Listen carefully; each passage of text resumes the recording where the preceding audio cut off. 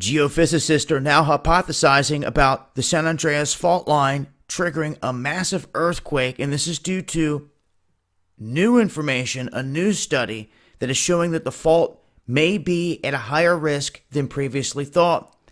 We have researchers at Arizona State University now publishing this new study that is looking into the likelihood of a 7.5 magnitude or stronger quake occurring or rupturing the entire fault line. Now, it has long been thought that the central section of the fault line, which stretches 90 miles from San Juan Bautista southward toward Parkfield, was creeping steadily in such a way that it provided for safe releases of energy. Well, now they're saying that this creeping movement is actually giving more of a chance of a bigger quake down fault. It's adding more pressure in other areas that are basically tightly connected and don't have the loose fit as an upward part of the fault line. This is a look at just the past 7 days here in California, and you can see the activity and where it stops right here at these faults.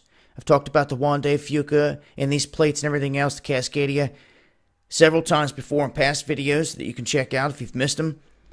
And you can see that this is an active region, well, the most active region in the United States, from what I see in following the earthquake maps.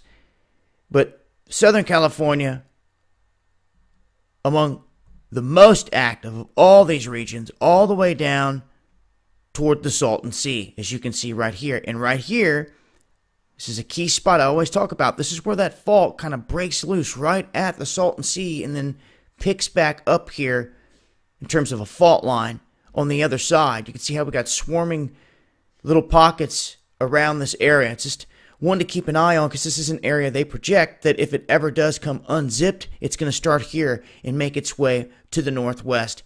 And it'll be a reverberation off the mountains getting stronger as it passes through these areas. But this is some new information here put out by these scientists, geologists, geophysicists that are working on this out of Arizona. Anytime we get a new study like this with new information, I think it's worth taking a look at and adding it to the equation, because we all know California is kind of long overdue for a big one.